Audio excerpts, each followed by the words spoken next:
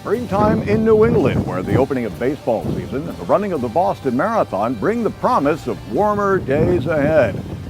Well, hi everybody, I'm Tony Revis on RunCenter here at the Boston Marathon, brought to you by Adidas.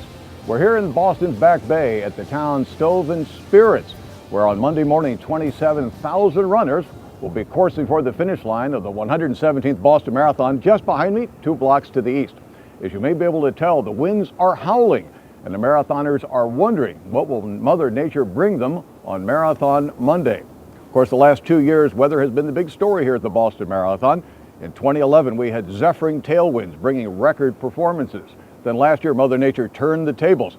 Broiling heat baked the course, and the men's winning time a full 9.5 minutes slower than the record in 2011.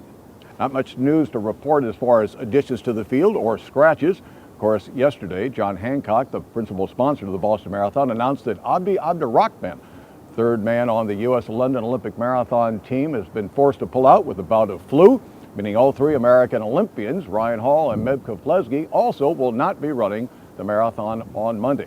That leaves 2 American London Olympic women to lead the American charge, including Shalane Flanagan, who grew up in Marblehead, just north of Boston, been dreaming about running this race her entire life. This will be her first shot at it. And Kara Goucher, her training partner out in Portland, Oregon, will be running in her 3rd Boston Marathon. Now, both defending champions are back.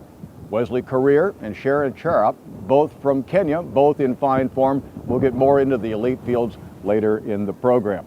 But last night, Marathon Weekend kicked off down at the Hampshire House at the base of Beacon Hill, where race director Tom Groke and BAA President Joanne Flaminio celebrated the Cheers to the Boston Marathon party. They also handed out the annual Patriots Award to Lieutenant Colonel Rodney Freeman, who began the Shadow Boston Marathon for service people in Iraq back in 2005.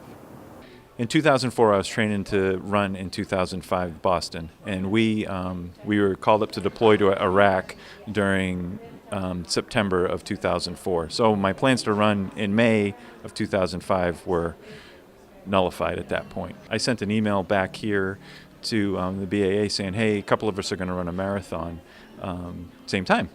And they responded back to us and said, that's great. How many people are running? We're going to send shirts and bibs. And it actually went from 3 or 4 of us to over 350 people running.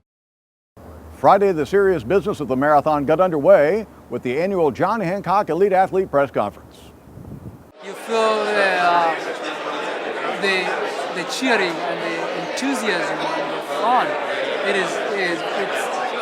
It's mind-boggling. Like it gives you a different energy that you don't get it anywhere else. I just feel like it's a great opportunity. I have an opportunity to really inspire an area that helped me find my passion. So I take a lot of pride in what I'm going to be doing on Monday because I hope to be a great representation of my community. And so, I just can't wait for it to get here. Our Ann Westling is out on the streets asking locals and runners alike about the significance of the Boston Marathon. Thanks, Tony. Whether you're running it or just spectating, this race has a lot of history in this town, and we wanted to find out just what the Boston Marathon means to you. The energy, and it's exciting. Tradition here with the Boston Marathon. It's all tradition. It's all tradition. It means community. The thing I love about Boston is you have to qualify to be here. So the people that are here really get it. Me and my best friend watched it for the first time, tearing up, and we vowed the next year that we would run it. It's the best day of the year in Boston, like 100%. It's the best marathon, I think. It's hard to get in, and it's just a great race, great city. It highlights Boston's diversity because you have so many people coming from all around the globe to run in this marathon. You put a lot of time and effort into something, and you finally have a chance to do it, and it's a lot of work to get there, so it means a lot.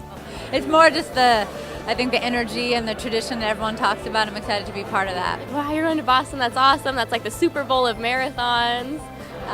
It's just an eye-opening type of race.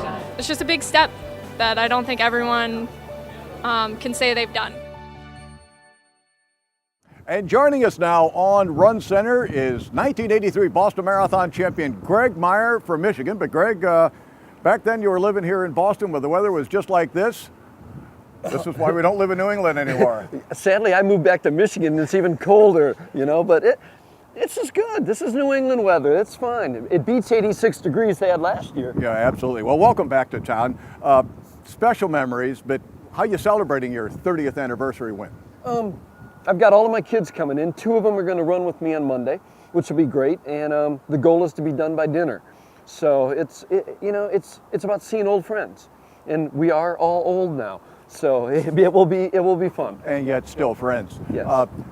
It's been 30 years since an American won, and of course, just in the previous years before your victory, in 1982, it was the great duel in the sun, Alberto Salazar and Dick Beardsley in 208, and then Billy's 4 wins before that, and we got on a roll, and we thought that was the norm, and unfortunately, it was not the norm.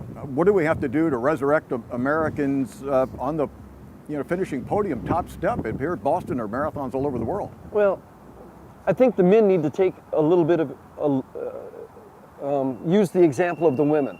I think the women are coming into this with the right approach, in that they're coming in here thinking they can win, and they're going to race like they're going to try to win. In any major race, it just can't be the next race on your schedule. You have to have a focus that goes out about 18 months to say, that's the race I want to win. And I think Shalene Flanagan has that approach to this. She's a New Englander. She loves the race, and you read about it, and she says, this is my dream. This is what I want. Well, leading the charge at Boston for the American men this year, Jason Hartman, another Michigander, top form, just ran a sub-102 half marathon in New York for his marathon prep. He was the top American last year in 4th position. He seems like he's ready to roll. I think he'll run well. Whether he has the wheels or not to run up front, that's the question. You know, when you look at Ryan Hall and Ritzenheim and people like that, they've got, 27-minute 10K speed, and you need that now in the marathon. I don't know that Jason has that, but I think Jason will go in and run a courageous race and do well, just like he did last year. Well, Greg, thanks for joining us on RunCenter. The best of luck. We'll have a blast on Monday, I'm sure you will. One meal after another. Tomorrow on RunCenter, join us. We'll have highlights of the BAA Kids Relay, and also the Champions Breakfast is tomorrow morning. We'll have highlights of that as well. And go to Competitor.com for full, complete Boston Marathon coverage, and join us daily here on RunCenter.